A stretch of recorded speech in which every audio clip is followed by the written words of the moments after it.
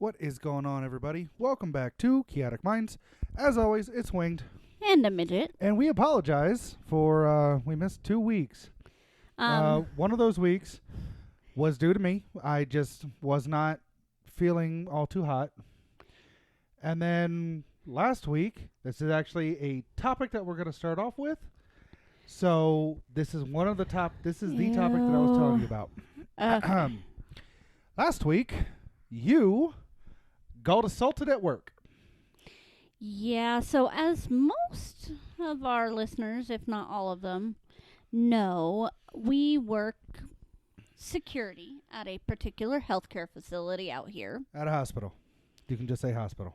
And we keep an eye on some pretty high-risk patients. So our job is to make sure that People the stay nurses safe. and doctors are safe, first and foremost. And that the patients that are higher risk, whether it's because they're suicidal, homicidal, they're drunk, they're on drugs, or they just have a lot of mental health instabilities, issues. we make sure that they don't assault anyone or themselves. That's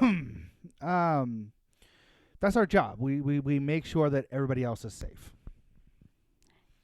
During one of those said observations,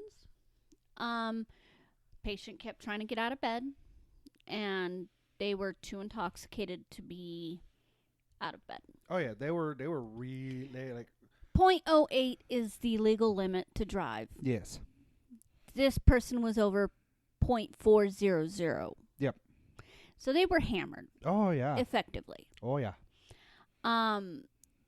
A coworker and I moved said patient back, scooted them back in the bed, and I said, I felt a pinch, and I was like, hey, don't pinch because that hurts. And as we're trying to get more help back there, my coworker and I, this person goes, oh yeah, and Spartan kicks me in the mouth. Well, Spartan kick is a very she from how you described it and from what Heel it looked kick. like, it was a heel strike to your face with their foot. Apparently, according to my coworker, because I'm missing large chunks of this, this patient hit my mouth with their foot. I hit the wall with my head. I fell down to the ground, bleeding profusely from my mouth, only to hit my head again, stand up, blood drenching the front of me, and a mouthful of blood, still trying to help this person. And I get sent away to rinse my mouth, assess the damage, put a cold compress on my face, try to keep get the bleeding to stop, because this person, come to find out, busted all of my front teeth down to the gum line, busted both of my lips, bruised my bone in my upper jaw, my lower jaw, and in my nose. Thankfully, they didn't break your face. Yeah. Thank God. Well, that we know of, because there was a lot of immediate swelling. Yeah. That's one of the things that I have to have done tomorrow, is they are probably going to re-x-ray my face. Yeah. Now, I had just... Because I'm having a lot of pain. I had just gotten home, like, maybe a half an hour-ish. An hour-ish. This happened at 10:45 at night. Yeah, so I'd gotten home, like, about 30 minutes after that. I had enough time to eat, and I started to boot up a game, and our boss, who was at another facility, Location. calls me to tell me, oh, hey, by the way, I wanted to call you so that way you're aware there was an incident at work. And I'm like, okay. And they're like, Naomi got hurt. And I'm like, Pretty bad. okay. And so I left. And I went Back down to work. back down to work. And I'm sitting there with her, and she's telling me what's going on, and I feel horrible because my shift was the shift that picked up this patient. Like, she was put over with us under a watch because according to the nurse, she was violent. Well, apparently, the doc did not agree with that statement because they refused to do anything. No medications, no restraints, no nothing. And 20 minutes after we get told no, I get hurt. yeah. And now there's a huge investigation. There was even talk about taking this patient and moving them into a room so that way we can close the door. We can close the door. They can have TV on. They can relax. You know, we probably would have turned up the temperature in there just a little bit so that way it's warmer in that room, which makes drunk people tired. And she probably would have fallen back to sleep. However they wanted to do it. That didn't get done. Because we got told no. And now there's this investigation going on, so it's just like... It's a huge ordeal because I don't know if you're familiar with what Midas reports are. No. You might look into those sometime. They are basically a report on a medical professional. Okay. Where it gets reported to their supervisors, the hospital administration, you name it. Okay.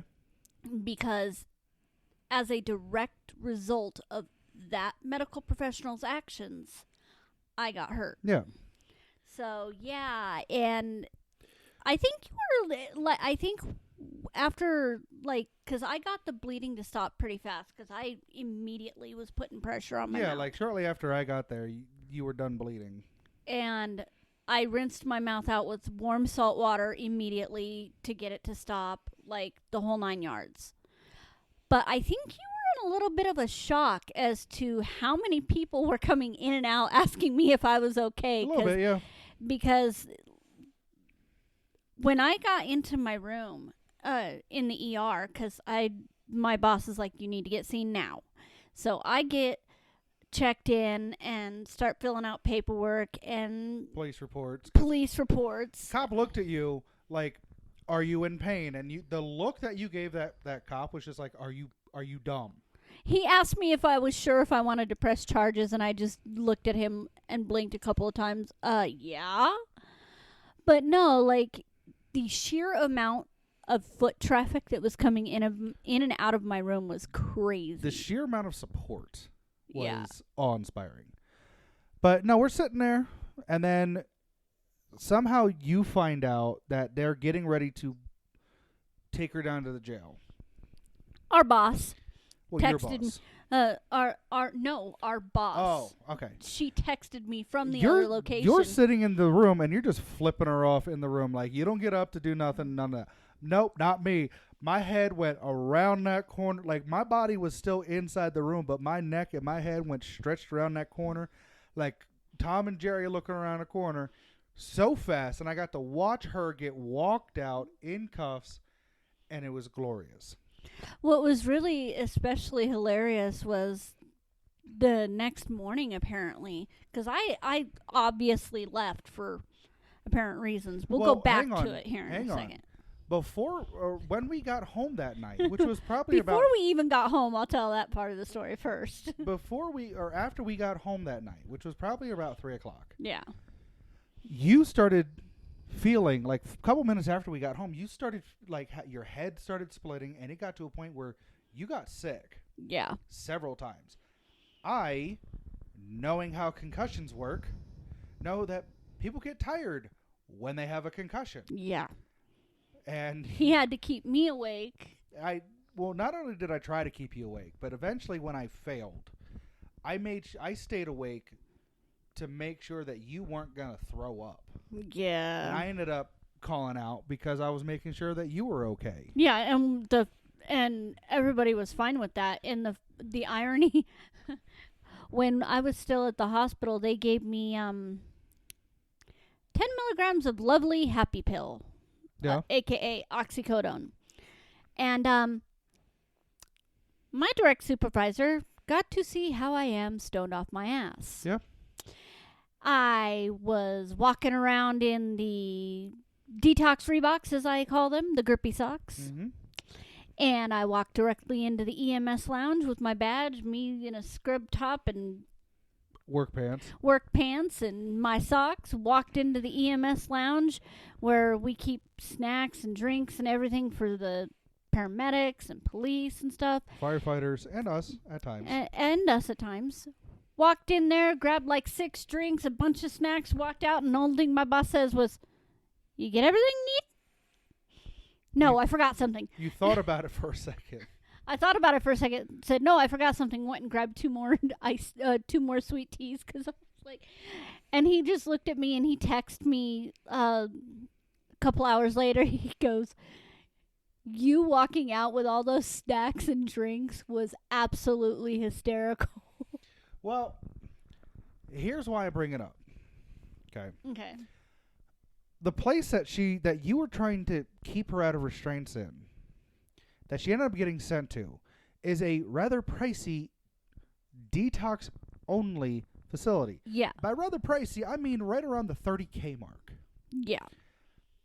I'm not sure if you're aware of this, but Jack told me this, one of the nurses. Apparently, Papa tried calling the very next day, asking to talk to you to see if you would reconsider. Oh no, it charges. gets even better because of the fact that After, how that whole conversation. Hang on, Jack told me. I got to tell you this part too, because there's a continuation to it. After Jack went ahead and said, "You're not talking to her," both parents decided that they were going to call the hospital, threatening to sue the hospital for having their daughter arrested. And the only response that anyone gave them was, "You're lucky if she doesn't sue you for assault." Oh yeah, and it's coming. And the thing is like the whole conversation, Jack told me he didn't get in trouble for what he said. He kind of got, reprimanded. No. You shouldn't do that. As they're laughing hysterically standing beside him. No, apparently when Daddy called the first time, he called to ask how she was doing and when they could pick her up to go to the detox or whatever. And Jack's like, "She's in jail. She hurt my friend. She assaulted my friend," or something along those lines. Yeah. And Dad was like, "Well, I hope she's not pressing charges because that's not what she needs." And Jack's only response was, "That's exactly what she needs." Click. Yep. He then called back and tried to get you on the phone, which you weren't going to be there anyways. Yeah, no, it was my day off. It was my day off anyway. Even if it wasn't your day off, that was during the day that he called. You don't work days. No. You avoid the evil day star as much as possible. Mm-hmm. But when he refused to be like, "No, I'm not leaving a message. No, I'm not giving her your number. No, you're not speaking to her," Daddy got angry. Oh, yeah. And started cussing him out, and then he clicked again. And then Mom and Dad kept calling throughout the rest of the day, threatening and cursing and all that. And each time, they just kept getting hung up on. And finally, they're like, "If you hang up on me one more time, we're going to sue the hospital for allowing the mistreatment, yada, yada, yada." And the only thing that anybody said was, and I don't know who exactly said it, but it was, "If she doesn't sue you, you will be the luckiest person on earth." That would probably be one of the house soups. Well, now, let me ask you this, because you and I have already talked about this, and I promise y'all, and I promise you, there's a reason why I'm saying this and asking this question. It's going to lead into something. If you did talk to them, and if you did manage to convince them, if he's like, "I will name your price for your silence," what number did you tell me that you would tell him, "This is what I demand to not do this"? $500,000 and my teeth completely fixed. Well, you said that at first, and then you changed it. I don't remember what I changed it to. $750,000. Yeah. $750,000. Now, here's why I bring that up. How often is it that people with money and people with power pull the same tactic? Mm-hmm. And 9 times out of 10, it works. It works because the people that are affected are desperate enough. Oh, it gets even better because of the fact that they asked me to speak during the it was like a bond hearing. The bond hearing. Yeah. I guess you can call it that. And as I'm speaking to the court, the judge asked me, what I'd like to see out of this, and and stuff like that, because they didn't want to talk about the actual case. They wanted to talk about what I thought the bond should be, if it should be higher or lower or whatever. And I said it needs to be a higher bond, and she needs to go to an inpatient rehab facility, not a detox, which that's a whole nother story I can't talk about. But you can't. I will. No, because it can mess things up. No, well, all right. But no, the last part that I can talk about is the fact that as I'm speaking to the court by phone, because I was participating by phone, because it was a closed session, yada, yada, yada. I could participate by video and by phone or whatever. I wasn't on video, but I could see the video, and I was speaking to the court, answering the judge's questions, answering the DA's questions about, what I'd like to see, my reasoning, and all that. And I'm telling them, it needs to be a higher bond, and she needs to go to inpatient treatment so that she can get past this addiction, because ultimately that's what I wanted to begin with. Yeah. I was like, before any of this happened, I was like, and I'm still standing that ground.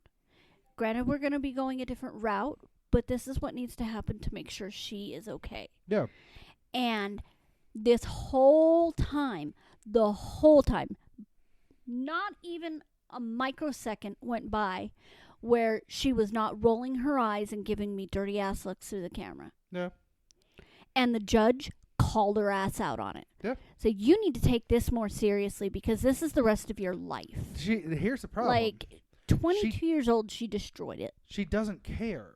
No, because mommy and daddy have money. Exactly. So, that leads me into this part. Why is it that people with money think that they can just throw money at a problem and it'll go away? Yeah. I mean, and you can, it doesn't matter how big or idea. how small. Like, you get a scratch on a rich person scratches your car with their car, right? Or with the keys or whatever. Mm-hmm. Dents your door due to a shopping cart, whatever. They're either going to just act like nothing happened, act like it was already there, or, well, how much do you want? I'll pay you out of pocket cash so it doesn't go through their insurance, because it's probably happened several times before. Yeah. If they even have insurance. To assault. Like, this bitch assaulted you. Mm-hmm. Straight up with no remorse.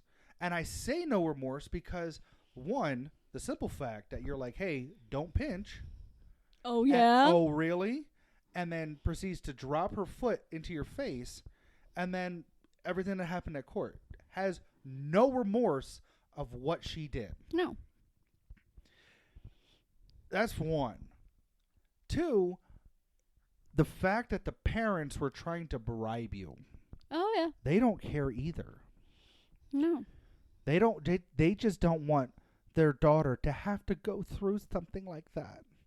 It's like, well, maybe spank your child every now and then. Discipline your child. I mean, even beyond that, don't try to cover your children's shit with your money. Here's because it's going to come to a point where there's going to be a person, i.e. me, that's not going to give a shit about your money, and it's still going to file charges. Well, and that's because they need to learn a lesson. That's where I'm heading. The 1 out of 10 times that money doesn't work is when people like you are like, no, this isn't how things roll. People are still coming up to me saying how incredibly proud they are of me that I didn't drop kick her, punch her, beat the shit out of her, or use a electrical persuasion device. I had people asking me the other day, yesterday, before you came in, how's she doing? I'm like, well, she's doing all right. She's still in a little bit of pain, but she'll be in tonight. And they're like, okay, good. Like, they were genuinely like, I'm glad to hear that she's okay and that she's still going to be here. Oh, yeah. And it's just like, they have no clue how good it feels to have. You might as well fucking call it an army of fucking people. Yeah. Behind you being like, hey, this was not okay. No. I mean, It's pretty bad when one of the house supervisors was like, I would have tased her. Yeah. Over and over again. Well, I went back to go see, like, to just talk with Will and find out, you know, how he was doing and what he saw and all that. And I got, like, 30 seconds into it, he's like, you need to go back to Naomi's room. This is still being looked at. I'm like, okay, I got you. But he was, like, I've talked to Will a handful of times. Yeah. He's a fun guy to talk to. I've looked at him. Hilarious. I've observed him. Right? He has a wicked sense of humor. And I just used my mom's word there. Hi, Mom. You know. And, but he is very stoic. You know, whenever he's... Until you break that shell. Whenever he's on shift that I've seen... Yeah. He is very stoic. He's very no nonsense. Straightforward. Like, when he is focused, he is focused. Mm-hmm. I have not ever seen Will get irritated or upset. Bro was practically fuming. Oh, yeah, because he saw me pop back up and still try to help him. And he had to send me away because he didn't want me to get hurt more. Or hurt this bitch. Oh, yeah. People thought that I was seriously going to hit her back. And I'm like, it's... And here's not worth testament to it. you. Here's testament to you that you didn't. Because I know when I got hit the other day by a patient, I just like looked down because he hit me in the gut. And as some of y'all know, I'm a bit rotund. He's in shape. Round. Round is a shape. But no, I have padding. I have my little bulletproof. Cushion for the pushing. I have my little bulletproof vest. Right? So when dude hit me, I was just like, okay, yeah, whatever. When I got spit on the other day, however, apparently that's a hot button. Yeah, apparently that's a hot button. Who would have figured that? But it took everything I had not to. And there were two things that stopped me from doing it. From just taking this chick and taking her face and putting it on the back of her head. One, it was a female. And my mom told me this. You don't hit women with the intent to harm. My nanny told me this. My great-grandma, my mom told me this. If you lay hands on a woman with the intent to harm them, you'll be put in the ground faster than you could say, holy shit. Oh, yeah. My great-grandmother, my mom, has been dead since I've been 15 years old. It'll be 21 years in February. Yeah. I am still terrified of that woman reaching up from wherever I'm at from the ground and dragging my ass into the ground. Oh, yeah. Because my mom was just that type of crazy. And that's the thing is, like, you have never laid your hands on a female with the intent to harm them. We might joke around and have those little slap wars or, you know, fuck around with each other or whatnot. But I mean, there was once where you popped me on the back of the head and my arm snapped down. Instinctually. Because I was going to try to reach down and grab you and kind of push you back a little bit. And I misjudged where you were at and I popped you in the stomach. And I felt like horrified. Crap. Yeah. And you looked at me and you're like, are you okay? And I'm like, I broke down. Yeah. I locked myself away from everybody. Yeah. And it's just like, we were fucking around. But everybody's fine. Who would have known getting spit on makes you want to plant someone's face into the ground? And I didn't.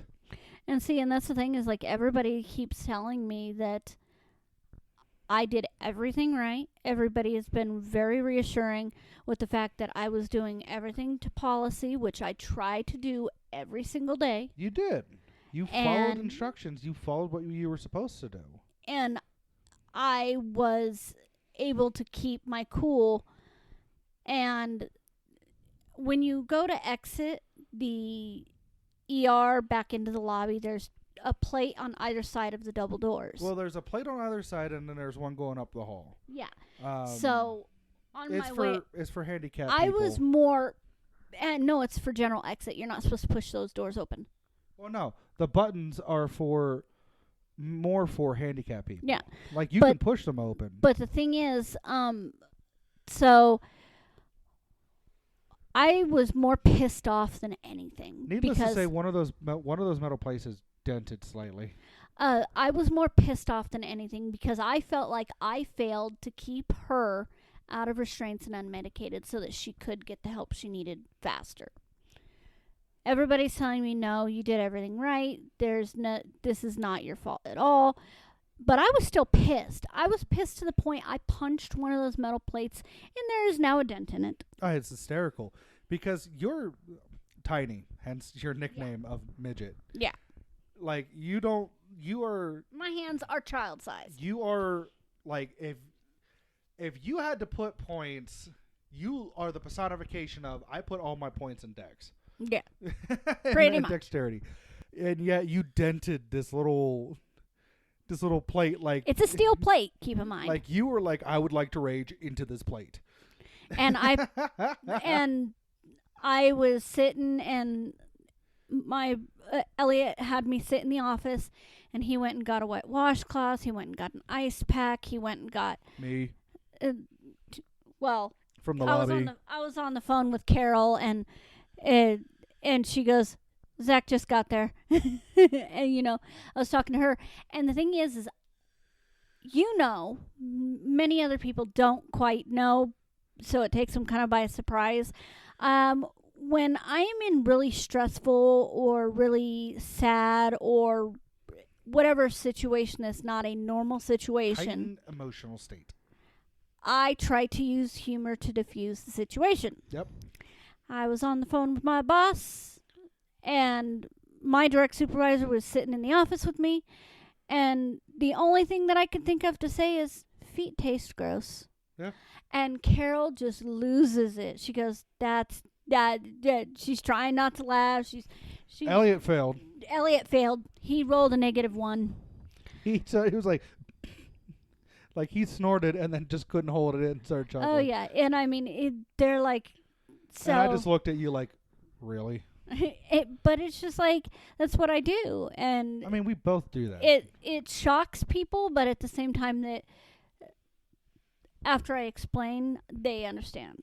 Like we both have a kind of twisted sense of humor. We will laugh at the most joke. inappropriate. We try to joke about everything. Like Yeah. we don't like being serious, and when people call us childish. When we're forced to be serious, we can be. When the situation calls for it, we can be. We're not completely idiotic, juvenile people. We just have a twisted sense of humor. But going back to the topic at hand, why is it that people think that that's an okay thing to do? Rather than reap the rewards of whatever thing you did, whether they're positive or negative, otherwise known as consequences, why do they think, oh, I'll just throw money and it'll go away? Oh, it's funny because when I was speaking to the victim's advocate, she said something and I told her, I was like, it's pretty bad when someone her age can't get the lesson through their skull. But I can guarantee you pull any one of my children, 2 of which are now adults. Ours are almost 20, 18, and 15. I was like, you can pull any one of them in here to speak to you and ask them, if you were to do this, go to jail for assaulting somebody, what would your mom do? And I can guarantee you every single one of them be like, you made your bed, you can lie in it. Well, yeah, I mean, like, that's the thing that my Even parents... if I had the money, I wouldn't bail their ass out. That's the thing that, like, my parents taught me, right? I turned 18, and one of the first things they said was, hey, you made it to adulthood. Congratulations on being an adult. I know that you had some tough times. Your legal problems are no longer my own. Yeah, like, they're like, I know that you've had some issues, with your depression and all that, but you made it. That being said, if you go to jail, you're not our problem anymore. Unless you're doing something to defend somebody, if you go to jail, you're going to sit there. maybe I'll bail you out. Even now, we have an agreement that if either one of us does something and we end up in the slammer for doing something stupid, then we sit there for 24 hours and then we'll bail him out. Yeah. Now, That's just me and you. If we're going ahead and we're defending somebody, and we get into a fight and we fuck someone up, and we go to jail, then Well, we got people that'll give us bail money for that shit. yeah. But if we do something of our own accord, and there is no good reason for it, no, we're both gonna sit. You know, and I told the two kids who are adults the same thing. It's like, look, Yeah. if something was to happen, and you go to jail, if you go to jail because you did something dumb, you're sitting in there. If you go to jail because someone else did something dumb, and you were defending or protecting someone, no, I'm gonna make sure that we come get you. See, and then not a similar situation as in somebody went to jail, but somebody standing up and defending somebody. Our 18-year-old, they're in the friend group. There's one that likes to stir the shit pot, and got another member of the friend group who happens to be a really good friend of Matthias's that was making their depression and Worse. thoughts of self-harm. Yeah. And Matthias lost his shit in the middle of the school. And he comes home, he walked out of that school with his head held high, and he goes, Mom, if I get in trouble, I'm sorry, but this is what happened. I was like, okay. He goes, I'm not in trouble? I'm like, no, why would you be? No, and that's something that we've always said. If you're defending someone, we're not going to fault you for defending them. Like, Haley... Because he flat out lost his shit and was like, I don't care what your thoughts on this person are. If you're going to be a member of this friend group, if you're going to be friends with us, you're not going to do that shit. Yeah. And, like, literally called them out, walked into their classroom, asked them to come out in the hallway, and blew up. Yeah. Like, when Haley was younger, well, when all the kids were younger, Haley and Matthias were in the same school, and Matthias, through somebody just not liking him because, insert whatever reason, they went to go jump him after school, and Haley was like a wild Wolverine. Spider monkey. And just jumped onto his back and started hammering this kid in the back of the head. Yeah. Like, hammer blow after hammer blow. And then this kid's dad's like, what are you doing? And then came up. I ended up finding him like a day later. I didn't tell you this part. Yeah. But he ended up finding me and was like, your kid jumped my kid. I'm like, no. Let's get one thing straight. That's not what happened at all. So whatever little Timmy, and I don't remember the kid's actual name, whatever your little shitbag, and I said that, kid is telling you, he's lying. And if you witnessed everything and you're still saying this, you're a fucking moron. And if you don't want to... You're more of a problem than your kid is if you're standing there. If you don't want to go ahead and continue this conversation in a very negative route, then I suggest you shut your mouth and listen. And keep in mind, I like joking around. I love having a smile on my face. I love making people laugh. Apparently, however, unbeknownst to me, when I get angry to that point, I get terrifying. Now, I don't know how exactly true this is because, well, I've not ever looked at myself in a mirror when I get angry, so I can't attest to this. Mayhaps you can, but I can't. So I don't know.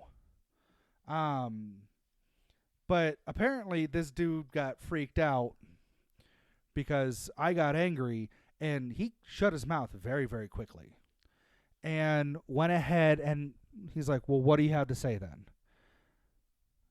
So I'm like, if you witnessed your son jumping my kid, then you're fucked. And anything that goes on from here on will involve me finding you and jumping you. And if you didn't witness it, you just came in at the tail end of it, and just took your kid's word for it, ask him why his front is all messed up, like his hands are all messed up, and the back of his head is. But just the back of his head and his hands. His face wasn't messed up. His stomach wasn't messed up. Every part of his front was not touched. Only the back of his head and his hands. And keep in mind, this is back when our son, the one that is now 18, the one we're talking about, had a condition called pseudotumor cerebri and high intracranial pressure, and blows to the head could have killed him. Well, not only that, but this was also back when he, was very anti, what's the word I'm looking for? Like, he was a lover, not a fighter. Yes. And 2, this was also back when he was at the worst of his temperament. So while he wanted to not be antagonistic, like he wanted to avoid that altogether. If he snapped, he snapped.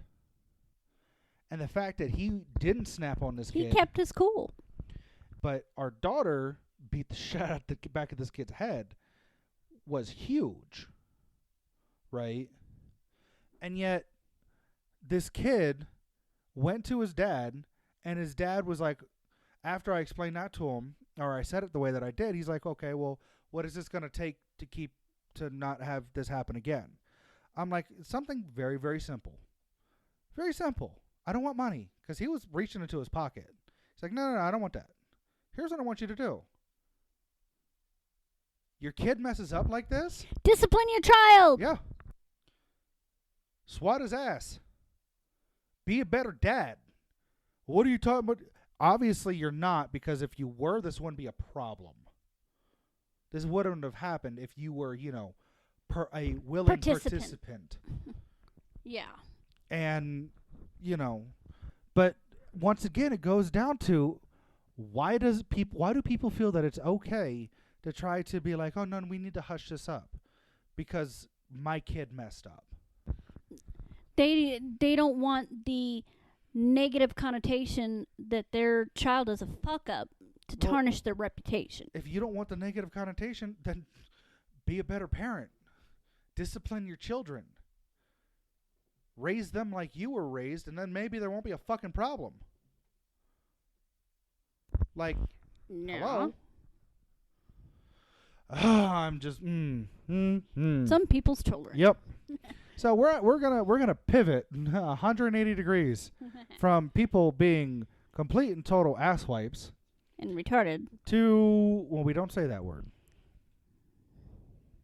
We don't say that word. Stupid as fuck. We can say that word. We can say that one. I've got a feel good. I've got a cool story. And we're gonna go to some feel good stories, or some like, holy shit, what the fuck? Like, how the hell? Yeah. So one of them, this one, is, I came across an article. It says real life stories that could be the plot of a Hollywood movie. And this one, it says, in 1863, Jacob Miller, a Union Army soldier, survived a headshot. A headshot. Boom, headshot. During the Civil War's Battle of Chickamauga. I hopefully I said that somewhat correctly. Yeah. Left for dead, he later regained consciousness, miraculously fixing his dislocated eye. His eye was out. Uh-huh. It was just hanging there. With a bandana. Initially declared dead, Miller eventually contacted his family 2 months later, receiving a government pension due to his injuries. He went on to marry and have a son despite the life-altering wound. Like, dude, how much of a badass do you have to be that you get shot in the head and you're like, yep, well, my eye is done. I'm shot in the head. It's a flesh wound. I'm going to walk it off. Like, bro, that's badass. That's a band, man. I hate to say this, but like, I'm not saying it because, Union soldiers, yeah, anti-slavery. No, I don't give a fuck. You go ahead and get shot in the head and you're just like, nah, rub some dirt on it, put a bandage on, I'm good. And you walk the fuck home? Nah, dude, you're a badass. Here, and these are just short little things.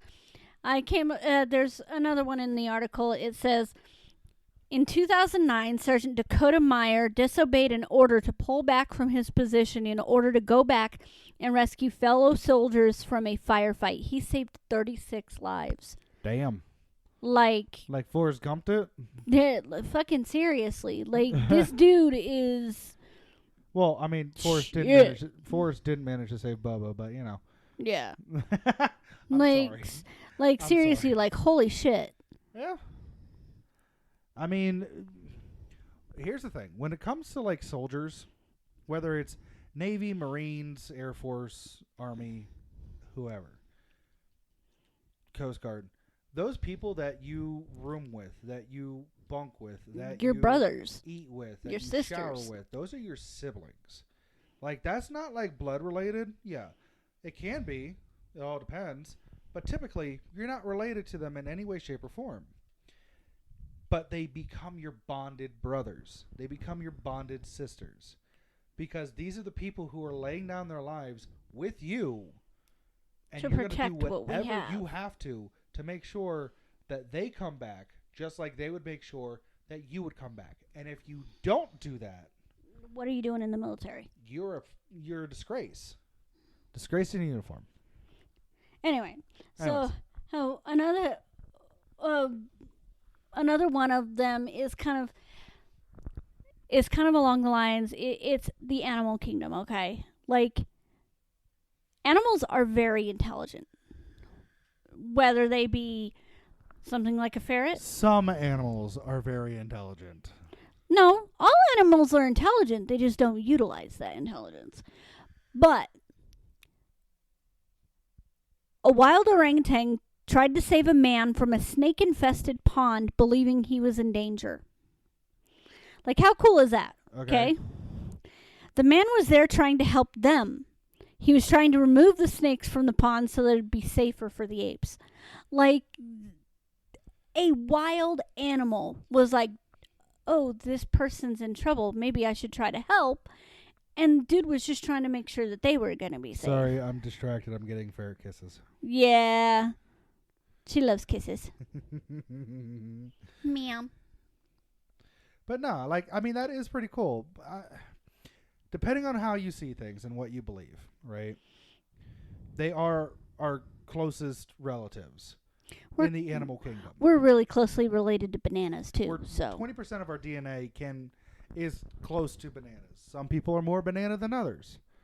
Yeah. But, like, it's like you've seen something like that with, like, elephants or giraffes or other animals that they're like, oh, hey, there's danger there. Don't go there. Or there's danger. I'm going to step in front of you. Yeah. Because I'm bigger to prevent this predator from eating your face. Like, it happens. Doesn't mean that they're intelligent. That just means that they see you as part of their pack, and they're protecting their pack. They're protecting those who are unaware. Okay. I mean, it's not I even get it. It's not just even just really cool. Here's the thing: it's not even just like prey doing it to help prevent against predators. There are some predators who will sit there and, like, there was a pack of hyenas who went ahead and protected a human because that human helped raise them from a pride of lions, and they're like, nah, this is ours. Back the fuck off. Or like, what was it? A few months back, it was a photographer that was a wildlife photographer was photographing some wildebeest or something down near a watering hole, and a cheetah just walked straight up behind him and was just sitting down next to him, looking at the camera, watching what he was doing. Had no ill will towards him. Could have killed him. Well, cheetahs are one of the most, they're curious and yet they're skittish at the same time. And he was just chilling there with the photographer the whole time, and it's like, holy crap. Yeah. I mean, here's the thing. Humans, as evidenced by the previous topic, are capable of horrible, disgusting things. I've got the next story, the last story I want to talk about is actually something on the opposite side of that about humans doing wonderful things as well. Well, that's what I was getting at. Humans are capable of doing horrible, horrible things. I mean, You want recent fucking the shit going on in Ukraine, all the fighting that's going on overseas. On top of that, fucking even down in South America, the president of, I think it's Venezuela, has pretty much said that one of the neighboring countries, part of that country, is now ours. Yeah, no. And it's like, bro, you're not even like you failed to be like, you know what? This other person won. You refused to believe it. So you just like, cool, get the fuck out of this country or we'll kill you, and made that other person go into exile. You know. But the terrible things humanity is capable of. But it's fucking stupid. We're also capable of wondrous things. Like we can do so much good, and it's just like what's your next what's this one? There's a large bridge in China where people often attempt suicide. Every weekend, a man named Chen Shi visits the bridge to prevent people from jumping. So far, he's saved over 300 lives. Yeah. I mean, in the grand scheme of things, is it a huge number of people out of the people that go there to commit suicide? No. No. But that's 300 lives. Well, it's not even human lives. Here's the thing. I'll expand that. It's not just 300 lives. It's their families. It's their family. Yeah. And them. It's their children, their children's children. Yeah. Future generations. Like. All because of one man who stopped to be like, yo, what's up?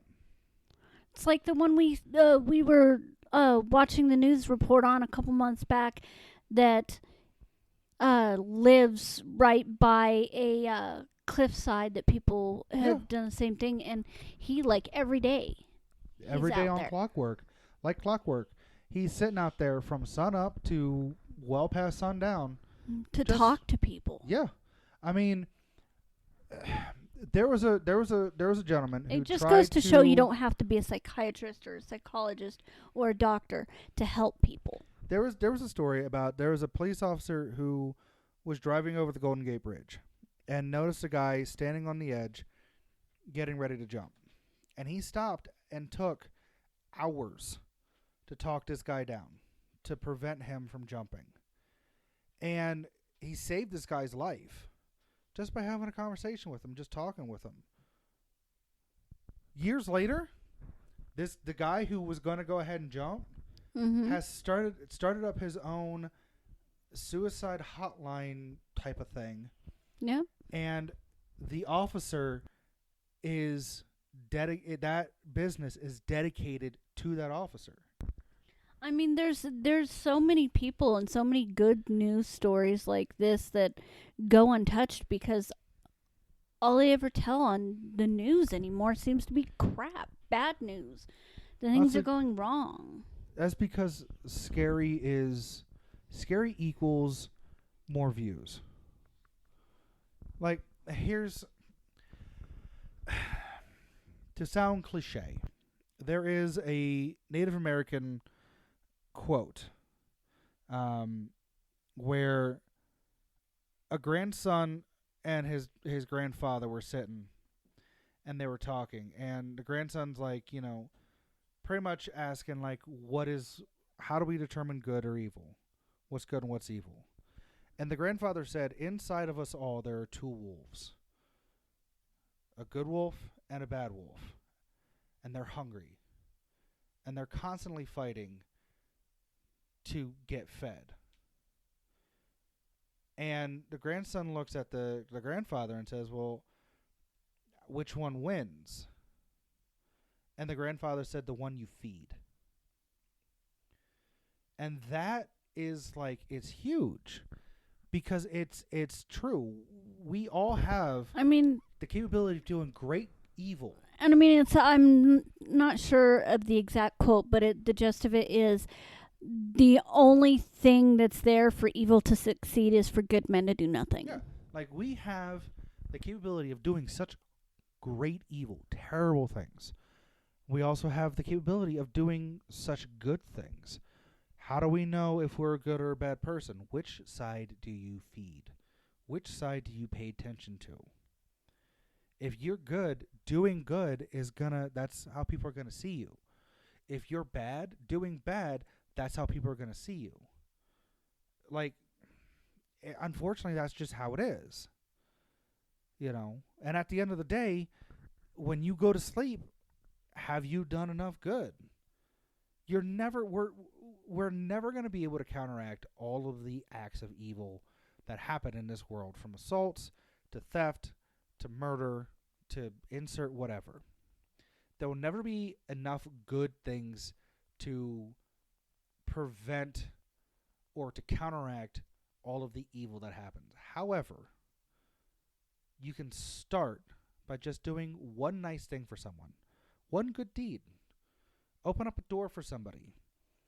Let a pregnant woman park in that spot that's closer to the store. Let an older person sit on a bus or a train instead of having to stand.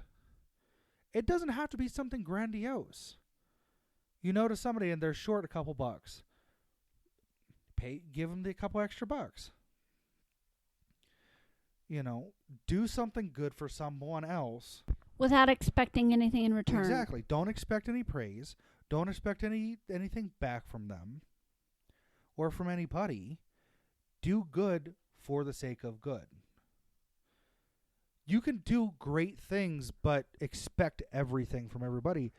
That doesn't make what you're doing a good thing. It means that you're accepting payment. You're doing something good, expecting there to be payment afterwards. And that's not how good works. Good works by doing something without wanting anything else. And it's a lot of people do these good things and they record them like, look what I'm doing, you know, yada yada. I mean, you even see YouTubers being like, oh hey, you know, look what I've done for this. You know, they're not doing it for anything else to bring them money. Now, there are some YouTubers, not all, there are some YouTubers that will do things money to bring attention to something. Like, this is how I'm helping. This is still an ongoing problem. There's people that will film it just to film it, not necessarily to pat themselves on the back or document or whatever. Film it just to film it because people have such a negative look at them because of what they do, being a YouTuber, that they're like, see, I do good in the community. Why are you saying that I'm a terrible person? Case in point, and I hate to bring this person up, Logan Paul. I can't stand the man.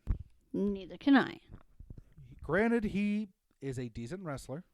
He works his butt off. He was a decent boxer for those fights that weren't fixed. But he's done a lot of shit. A lot of bad things. However, when a couple of hurricanes ripped through Puerto Rico, he was out giving food, giving supplies to the worst hit areas. Yep. Which is like, and he was filming it, but to be like, look, these people need help. Let's help them. And people shat on him. One of my favorite things was him giving homes to families that couldn't afford to rebuild after hurricanes and tornadoes and shit like that. A lot of people were giving him shit because, you know, he had that suicide forest, you know, fiasco. And what he did there was horrible. Yeah. I am not excusing that. But I'm also not saying that by him giving to these people that were hit, balances it out. But what I'm saying is, as an individual action, he was filming and handing this stuff out to call attention to people in need. And a lot of support came from that. You know, but you have other people that are like, oh yeah, I'm doing this just for the fuck of it. Pay me more. Watch me more. You know. But people will look at anything that is done by any famous person as negative connotation because they're trying to pull attention to themselves by doing this great thing. Yeah.